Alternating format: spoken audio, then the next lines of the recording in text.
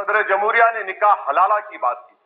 मैं हुकूमत को बताना चाहता हूं कि आपके पास कौन ऐसे नाक़िस जाहिल लोग बैठकर ये खुतबा तैयार करते हैं। इस्लाम में निकाह हलाला कोई नाम की चीज नहीं, सिर्फ निकाह है।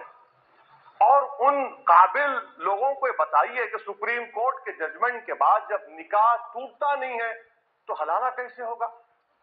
तो कम से कम जरा अगर मजाक भी करना है जरा अच्छी तरीके से करिए, क्योंकि अब गलती तो इतनी होती है, इतने गलतियां होती हैं, मगर अगर आप सिर्फ हसद की बुनियाद पर, बुग़्ज़ की बुनियाद पर, तंग नजरी की बुनियाद पर ये बातें करेंगे तो मजाक आपका उड़ रहा है। सभी को नमस्ते दोस्तों। अभी आपने सुना ओवैसी साहब ने कहा कि हलाला जैसी प्रथा, हलाला जैसा खुतबा जो लोग तैयार करते हैं वो लोग जाहिल और नाखिस किस्म के लोग हैं। इस्लाम में निकाह तो है लेकिन हलाला इस्लाम में नहीं है, ऐसा इन्होंने बोला है दोस्तों।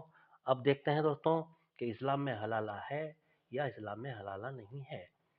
अब जिन लोगों ने तैयार किया है इस खुतबे को वो लोग नाखिस और जाहिल किस्म के लोग हैं दोस्तों। आओ चलते हैं उन लोगों को ढूंढते हैं कि वो लोग हमें कहाँ मिलेंगे जिन्होंने हलाला जैसी प्रथा को तैयार किया है, हलाला जैसे खुतबे को तैयार किया है दोस्तों। अब वो लोग हमें कहाँ मिलेंगे? एक ही जगह मिल सकते हैं दोस्तों जिसका नाम है कुरान। वो जाहिल लोग हमें यही मिलेंगे दोस्तों। मैं नहीं कह रहा हूँ, ये कह रहे हैं आपके ओवैसी साहब। ओवैसी साहब ने कहा है कि जिन्होंने हलाला जैसे खुतबे को तैयार किया है वो लोग जाहिल और नाक़िस किस्म के लोग हैं। अब देखो दोस्तों, ये है कुरान की सूरा नंबर 2 नंबर सूरा है दोस्तों, सूरा अल बकरा। इसकी आयत नंबर है 230, यानी कि 230 नंबर ये आयत है दोस्तों। अब इसको देखते हैं। फ़इन तल्लक़हा फ़ला तहिल्लु लहु मिन बादु हत्ता तनकिहा ज़ौजन गैरा फ़इन तल्लक़हा फ़ला जुनाहा अलैहिमा अन यतरजाआ इन ज़न्ना अन युक़ीमा हुदूदल्लाहि व तिल्का हुदूदुल्लाहि युबय्यिनुहा लिक़ौमिन यअलमून।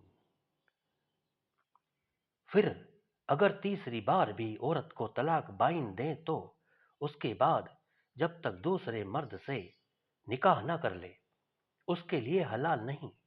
हाँ, अगर दूसरा शौहर निकाह के बाद उसको तलाक दे दे तब अलबत्ता उन मियाँ बीवी पर बाहम मेल कर लेने में कुछ गुनाह नहीं, अगर उन दोनों को यह गुमान हो कि खुदा हदों को कायम रख सकेंगे और ये खुदा की मुकर्रर की हुई हदें हैं जो समझदार लोगों के वास्ते साफ साफ बयान करता है।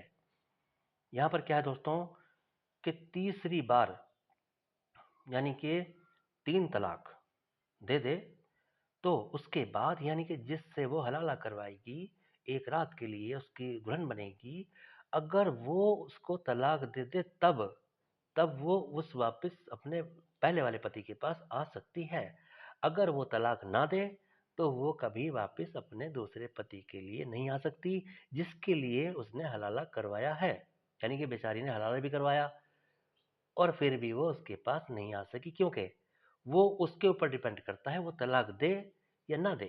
देखो दोस्तों, कितना मजबूर इंसानियत को किया है इस्लाम ने, कितना मजबूर औरत को किया है कि वो बेचारी अपने पहले पति से प्यार करती थी, उसकी वजह से उसने हलाला भी करवाया, फिर भी उस मर्द ने तलाक नहीं दिया उसको और वो बेचारी उससे मिलने से महरूम रही और ज़िंदगी भर वो घुट घुट के जी और मरी बेचारी।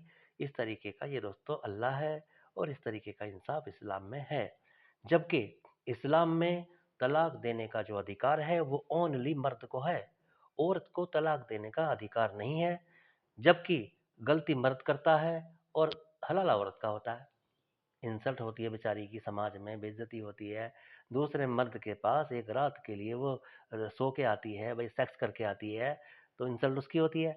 और गलती किसकी होती है? मर्द की, क्योंकि तलाक देने का जो अधिकार है, हक है, वो ओनली मर्द को है इस्लाम में, औरत को तलाक देने का अधिकार नहीं है। अब दोस्तों मुझे ये बताओ, जब गलती मर्द की है, तलाक मर्द ने दिया और हलाला औरत का हो रहा है, यानी कि सजा औरत को मिल रही है, गुनाह मर्द कर रहा है। तो कितना बढ़िया इंसाफ है अल्लाह का, कितना अच्छा इस्लाम है दोस्तों, मैं तो इसकी तारीफ ही करूंगा भाई। आज के लिए बस इतना ही। जय हिंद, जय भारत, वंदे मातरम।